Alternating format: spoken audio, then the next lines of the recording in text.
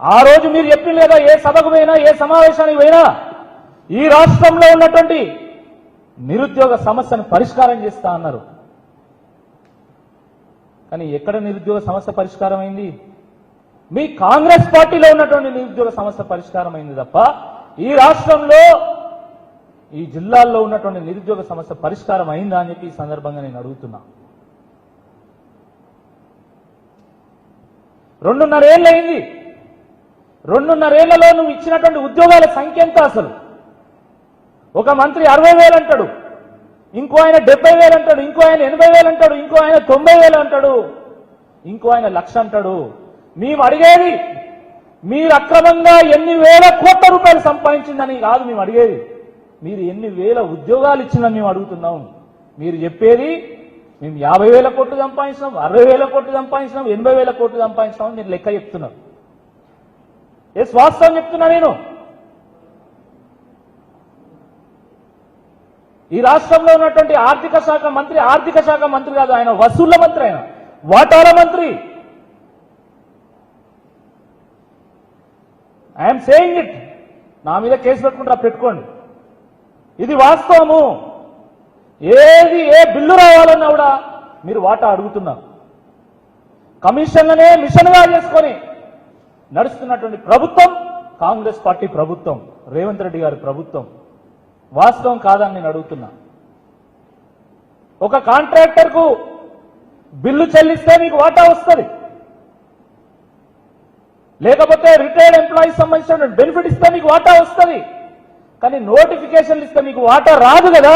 అందుకేనా మీరు నోటిఫికేషన్లు ఇవ్వట్లేదు అని చెప్పి ఈ సందర్భంగా నేను ప్రశ్నిస్తా ఉన్నా. నిజంగా మీకు కమిషన్లే రావాలి, కమిషన్లు ఇస్తేనే వాటాలు ఇస్తేనే మీరు ఉద్యోగాలు ఇస్తారనుకుంటే ఈ రాష్ట్రంలో ఉన్నటువంటి లక్షలాది మంది నిరుద్యోగులు భిక్షాటన చేసైనా కూడా ఈ రాష్ట్ర ప్రభుత్వానికి బట్టి విక్రమార్క గారికి కమిషన్లు చెల్లించడానికి సిద్ధంగా ఉంటారు. సిగ్గుండాలే ప్రభుత్వానికి. తల్లి పాలు దాగి రొమ్ము గుద్దేలాగా ఈ ప్రభుత్వం వివరిస్తా ఉన్నది.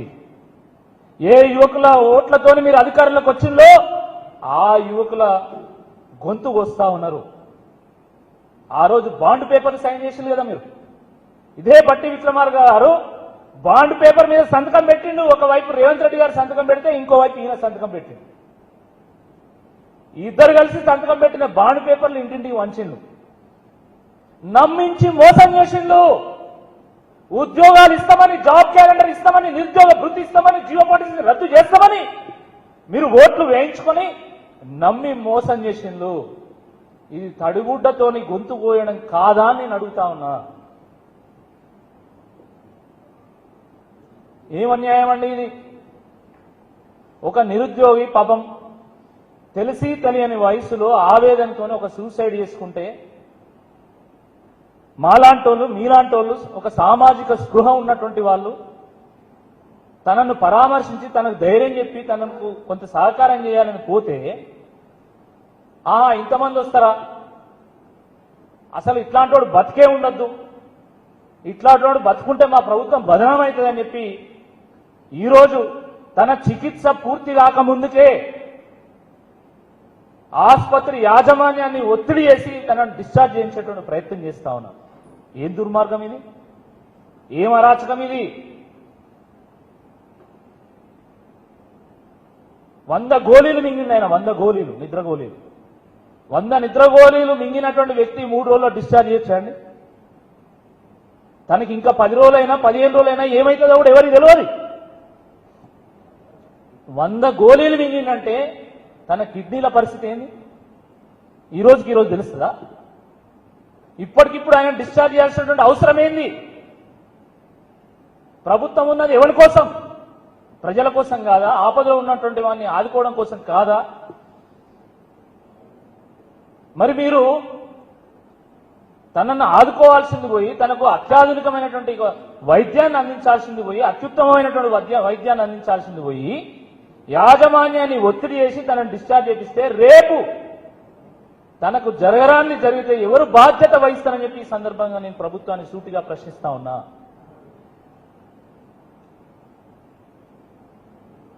మేము అక్కడికి పరామర్శకు వెళ్తే నేరుగా నా ఫోన్ నుండే కేటీఆర్ గారు వేణుతో మాట్లాడాడు. వేణు మాట్లాడిండు, అన్న నా ఒక్కని ఉద్యోగం కోసం కాదము, ఈ రాష్ట్రంలో ఉన్నటువంటి యువకుల భవిష్యత్తు కోసము నేను సూసైడ్ చేసుకోవాలనుకున్నాను అన్నాడు. చాలా బాధ అనిపించింది. తెలంగాణ రాష్ట్రం సాధించుకున్న తర్వాత కూడా ఇంకా ఆత్మహత్యలా? ఎంత అన్యాయం ఇది. కేటీఆర్ గారు నేరుగా వారితో మాట్లాడి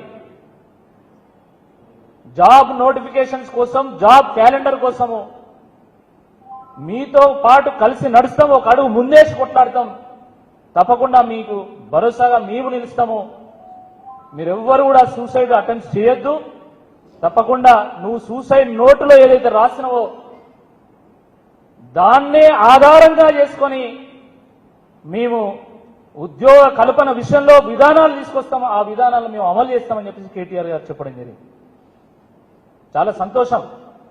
అట్లీస్ట్ ఈ రాష్ట్రంలో ఉన్నటువంటి నిరుద్యోగుల గురించి, యువకుల గురించి ఆలోచించేటువంటి నాయకుడు ఒకరు ఉన్నారు ఇక్కడ. నేను ఎందుకంటున్నా అంటే ఈ మాట, ఖమ్మం జిల్లాలో 3 మంత్రులు ఉన్నారు.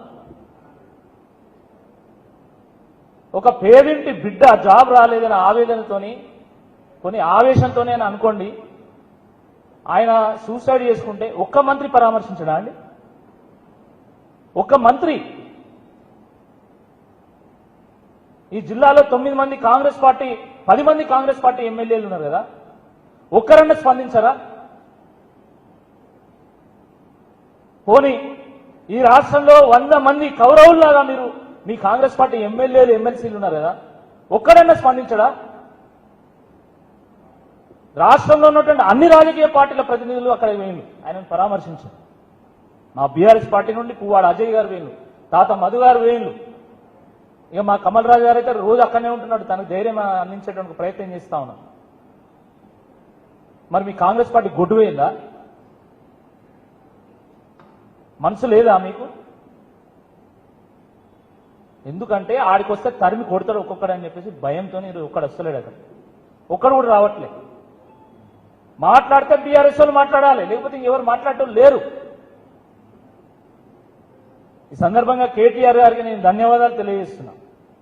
ఎందుకంటే ఈ సమస్య మీద ఇటీవలనే మేము యువ సంగ్రామ సదస్సు కూడా పెట్టినాం. తానే నాయకత్వం వహించి, ఎందుకంటే దిల్సుఖ్ నగర్లో, అశోక్ నగర్లో రాష్ట్ర నలుమూలల నుండి వచ్చినటువంటి లక్షలాది మంది నిరుద్యోగులు ఉంటారు. ఈ జాబ్ నోటిఫికేషన్స్ రాకపోవడం వల్ల వీళ్ళు నిరాశతోని, నిస్పృహతో కొట్టుమిట్టాడుతున్నారు. వాళ్ళకి ధైర్యాన్ని అందించాలని చెప్పేసి ఆయన భరోసాను అందించేటువంటి ఒక ప్రయత్నం చేశాడు. వేణు లాంటి వ్యక్తితో నేరుగా మాట్లాడి వారికి ఒక అండగా నిలుస్తామనేటువంటి ఒక ధైర్యాన్ని ఇచ్చిండు. మరి కాంగ్రెస్ పార్టీ నాయకులు ఏడవన్నారని నేను అడుగుతున్నా. ఎక్కడ వెళ్ళి ఈ రాష్ట్రంలో ఉన్నటువంటి యువకులు మీకు ఓట్లు వేయలేదా? నిరుద్యోగులు ఓట్లు వేయలేదా? ఒక పోలీస్ శాఖలోనే 19,000 వేకెన్సీస్ ఉన్నాయి అని చెప్పేసి స్వయంగా డీజీపీ గారు నాకు చెప్పాను.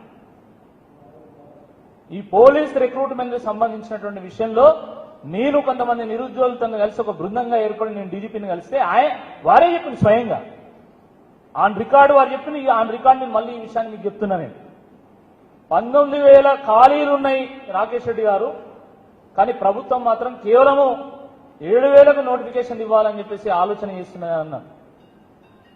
అంటే మేము అన్నాం, సార్ వాళ్ళకు 3 ఏళ్ల నుంచి ఒక నోటిఫికేషన్ లేదు, ఇప్పుడు మీరు 7,000కు ఒక నోటిఫికేషన్ ఇస్తే మళ్ళీ ఇంకో నోటిఫికేషన్ వచ్చేసరికి మళ్ళీ 3 ఏళ్ళు కావాలి అంటే వాళ్ళ వయసు ఎంత పెరిగిపోతుంది, వాళ్ళ అర్హత కోల్పోతారు. కనీసం ఒక 15,000 ఉద్యోగాలకు గాను నోటిఫికేషన్ ఇవ్వండి అని చెప్పేసి మేము రిక్వెస్ట్ చేస్తే తప్పకుండా ప్రభుత్వానికి ఈ విషయాన్ని తెలియజేస్తామని చెప్పారు. చాలా బాధాకరం అండి. ఆ రోజు ఏం చెప్పింది మీరు?